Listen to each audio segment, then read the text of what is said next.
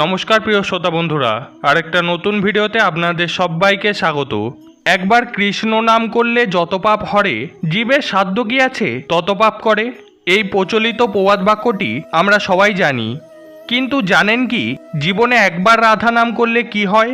রাধা নামের কি গুণ, কি ক্ষমতা? হ্যাঁ বন্ধুরা, আমি আজকে আপনাদের সেটাই বলবো যে রাধা নামের কি গুণ। তো চলুন সময় নষ্ট না করে আজকের ভিডিও শুরু করা যাক। বৃন্দাবনে একজন কৃষ্ণ ভক্ত বাস করতেন। সংসারে স্ত্রী ছেলে মেয়ে নিয়ে 4 জনের বাস। বাড়ির সকলেই ঠাকুরের নাম গুণগান করে দিন যাপন করেন, কিন্তু তার ছেলেটা কখনো কোনো ঠাকুরের নাম করে না। উপরন্ত যারা করে তাদেরকে বিরক্ত করে আর বলে ওইসব ঠাকুরের নাম করে কি হবে। কোনোভাবেই সেই ছেলেটিকে ঠাকুরের নাম করানো যায় না। বাবা মা বাড়ির আর সকলে অনেক চেষ্টা করেছে, কিন্তু কোনো লাভ হয়নি।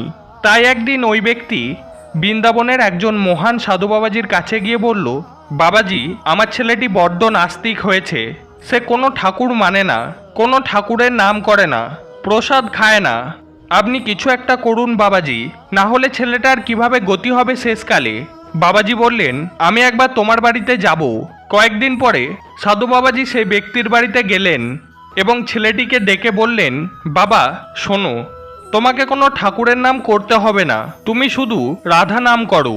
তখন ছেলেটি বলল, উনিও তো ঠাকুর, তাই তো সবাই বলে, আমি কেন তার নাম নেব? আমি নেব না। বাবাজি বললেন, আচ্ছা বেশ, নাম নিও না, কিন্তু একবার অন্তত রাধা নাম করো। ছেলেটি তখন বলল, একবার রাধা নাম করলে কি হবে, যেখানে আমি কোনোদিনই আর ওই নাম করব না। সাধু বাবাজি বললেন, তুমি যে এই একবার রাধা নাম করলে তা অনিচ্ছাকৃত, তার ফল কি হয় সেটা তুমি জীবিত অবস্থায় যদি নাও জানতে পারো বা না বুঝতে পারো, তবে তোমায় একটা কথা বলি, তুমি মারা যাবার পর যমলোকে গিয়ে যমরাজকে জিজ্ঞাসা করো, তিনি তোমায় বলবেন যে রাধা নামের কি গুণ। উনি ধর্মরাজ। এই বলে বাবাজি সেখান থেকে চলে গেলেন। এইদিকে ছেলেটির জীবন অতিবাহিত হতে হতে একটা সময় বার্ধক্যের পরে সে মারা যায়। মারা গেলে যমের দূতেরা তাকে নিয়ে গেল যমালয়ে। যমরাজ বসেছেন বিচার করতে। তিনি চিত্রগুপ্তকে জিজ্ঞাসা করলেন, এই ব্যক্তিটি জীবিত অবস্থায় কি কি কার্য করেছে। চিত্রগুপ্ত সমস্ত সবিস্তারে বললেন। যমরাজ যেই তার বিচার শোনাতে যাবেন, তখন ছেলেটি বলল, হে ধর্মরাজ, আমার একটা প্রশ্ন আছে। যমরাজ তখন বললেন, কি প্রশ্ন? ছেলেটি তখন বলল, একবার রাধা নাম করলে তার ফলে কি হয়? কোনো কি পুণ্য লাভ হয় না কি হয়?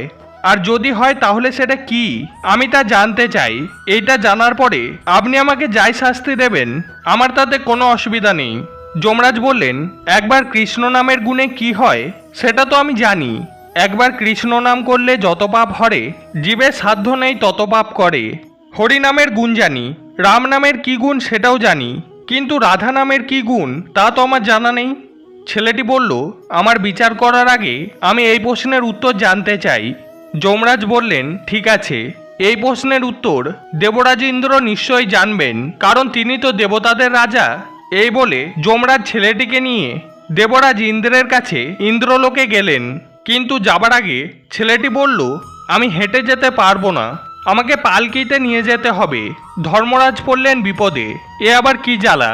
কিন্তু কিছু করার নেই, তিনি যার বিচার করবেন তার প্রশ্নের উত্তর তিনি দিতে পারেননি। তাই তিনি তাকে রথে করে নিয়ে ইন্দ্রলোকে পৌঁছালেন। দেবরাজ ইন্দ্র ধর্মরাজের কাছ থেকে প্রশ্নটি শুনলেন, কিন্তু দেবরাজ ইন্দ্র রাধা নামের কি গুণ, কি মহিমা তা বলতে পারলেন না। তিনি বললেন, ব্রহ্মদেব সৃষ্টিকর্তা, তিনি নিশ্চয়ই এই প্রশ্নের উত্তর জানবেন, আপনারা তার কাছে যান। ছেলেটি তখন দেবরাজকে বললেন, আপনিও সঙ্গে চলুন, এটা আমার অনুরোধ। তাই দেবরাজ ইন্দ্র ও যমরাজ মিলে ছেলেটিকে নিয়ে ব্রহ্মলোকে গেল। সেখানে গিয়ে প্রজাপতি ব্রহ্মাকে ছেলেটি বলল, রাধা নামের কি গুণ, আমাকে এটা বলুন তো। ব্রহ্মা বললেন, দেখো, ভগবান বিষ্ণুর অনেক অবতার এবং সেই অবতারের লীলা মহিমার কথা জানি, কারণ তিনি লীলাময়, কিন্তু রাধা নামের কি মহিমা, কি গুণ তা তো আমি জানি না।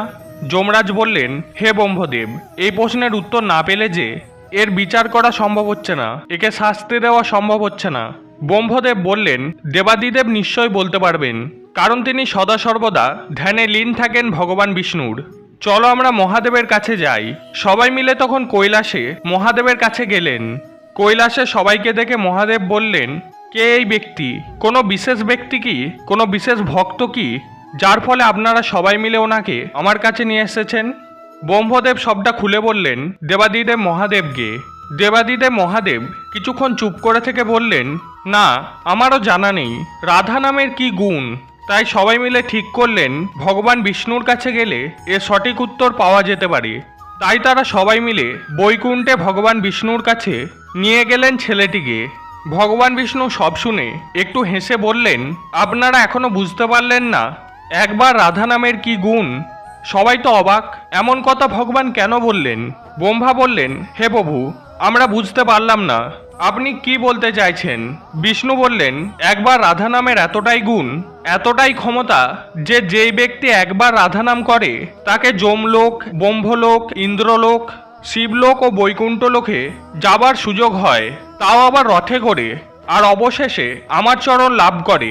তখন সেই ব্যক্তি ভগবান বিষ্ণুর চরণে পড়ে কাঁদতে লাগলেন। ভগবান বিষ্ণু বললেন, যমরাজ, ওর যত পাপ ছিল তা আজ কেটে গেল, তাই ও আজ থেকে আমার কাছে বৈকুণ্ঠ লোকেই থাকবে। তাই প্রিয় শ্রোতা বন্ধুরা, সবাই মিলে একসাথে বলুন, জয় জয় শ্রী রাধারানীর জয়। তো বন্ধুরা, আজকে এ পর্যন্তই। ভিডিওটি যদি আপনাদের ভালো লেগে থাকে তাহলে ভিডিওটিকে অবশ্যই একটি লাইক করে দিন, আর এই চ্যানেলে নতুন হয়ে থাকলে চ্যানেলটাকে অবশ্যই সাবস্ক্রাইব করে দিন। তো সবাই ভালো থাকবেন, সুস্থ থাকবেন। জয় শ্রীকৃষ্ণ, রাধে রাধে।